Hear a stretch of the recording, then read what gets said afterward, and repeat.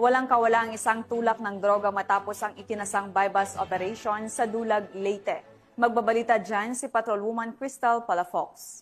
Ng mga otoridad ang isang grade-level individual si kinasang bypass operation sa Barangay Rizal, Dulag, Leyte. Bandang alas 6:55 ng gabi, nang ikasang operasyon ng mga tauhan ng Dulag Municipal Police Station, Station Drug Enforcement Unit, Leyte Provincial Drug Enforcement Unit, Regional Intelligence Unit 8, City Intelligence Team Tacloban at Leyte Provincial Intelligence Unit sa koordinasyon sa Philippine Drug Enforcement Agency 8. Nakumpiska sa suspek ang 5 pakete ng hininalang shabu na may tinatayang timbang na 5.16 na gramo na nagkakalaga ng 35,088 pesos, isang 500 peso bill na ginamit bilang bypass money at isang plastic canister. Maharap ang suspek sa kasong paglabag sa RA 9165 o Comprehensive Dangerous Drugs Act of 2002. Patuloy na pinaiigting ng pambansang pulisya katuwang ang iba pang ahensya ng gobyerno ang kampanya laban sa ilegal na droga at iba pang uri ng krimen upang matiyak ang kaligtasan at seguridad ng mamamayan tungo sa mas ligtas at drug-free na lipunan.